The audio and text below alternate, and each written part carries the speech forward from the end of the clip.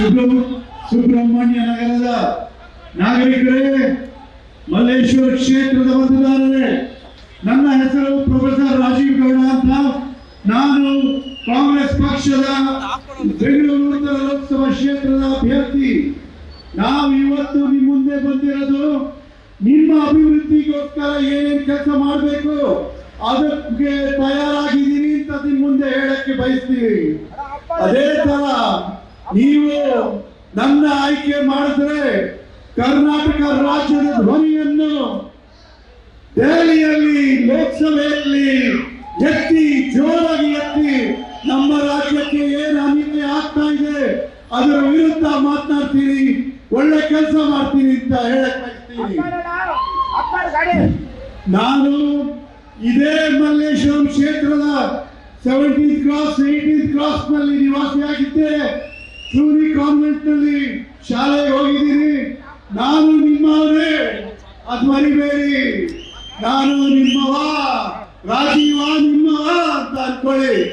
ಈ ತರ ಇನ್ನು ಮುಂದೆ ಬಿಜೆಪಿ ಎಂಪಿಗಳನ್ನ 4 ಸತಿ ಆಯ್ಕೆ ಮಾಡಿದ್ದೀರಾ.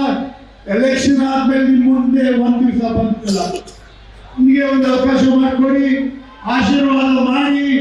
ಇನ್ನು ಮುಂದೆ ರಸ್ತೆ ಜನರ ಮಧ್ಯೆ ಹಗಲು ರಾತ್ರಿ ದುಡಿದು ಏನೇನು ಸಮಸ್ಯೆಗಳಿದೆ ಬೆಂಗಳೂರು ಅಭಿವೃದ್ಧಿಗೋಸ್ಕರ ಕೆಲಸ ಮಾಡಕ್ ತಯಾರಾಗಿದ್ದೀನಿ ಅಂತ ಹೇಳಕ್ ಬಯಸ್ತೀನಿ. ಇನ್ನು ಮುಂದೆ 15 ದಿವಸ ಇದೆ. ಪ್ರತಿ ಮನೆಗೆ ಹೋಗಿ ಹೇಳಿ 10 ವರ್ಷ ಮೋದಿ ಸರ್ಕಾರ ಏನು ಮಾಡಿಲ್ಲ, 10 ತಿಂಗಳಲ್ಲಿ ಸಿದ್ದರಾಮಯ್ಯ ಅವರು ಮಾಡಿ ಸಾಧಿಸಿ ತೋರಿಸಿದ್ದಾರೆ.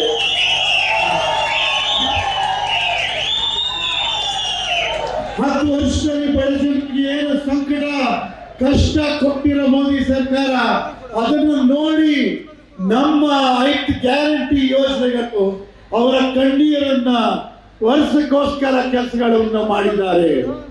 ಈ ತರ ಮುಂದೆ ನಮ್ಮ ದೇಶದಲ್ಲಿ ನಮ್ಮ ರಾಜ್ಯದಲ್ಲಿ ಎಲ್ಲ ಸೌಹಾರ್ದದಿಂದ ಮುಂದೆ ಹೋಗಕ್ಕೆ ವ್ಯವಸ್ಥೆ ಮಾಡ್ತಾರೆ. ಬೇರೆ ಪಕ್ಷಗಳಲ್ಲಿ ಈ ತರ ಯೋಚನೆ ಇಲ್ಲ, ಈ ತರ ವಾಕ್ಯ ಇಲ್ಲ, ಈ ತರ ಕೆಲಸ ಮಾಡೋದಿಲ್ಲ. ಬರೀ ವಿವಾದ, ಡಿವಿಷನ್, ಡಿಸ್ಟ್ರಕ್ಷನ್ ಅಂತದಲ್ಲೇ ಇರ್ತಾರೆ.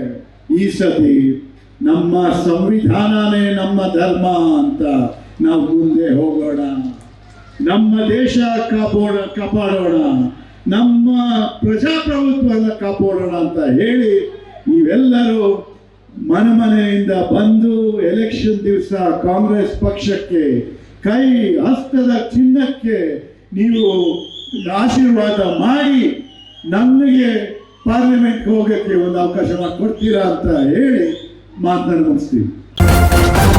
ನ್ಯೂಸ್ ಫಸ್ಟ್ ನಿರ್ಭೀತಿಯಿಂದ ನಿಮ್ಮ ಪರವಾಗಿ.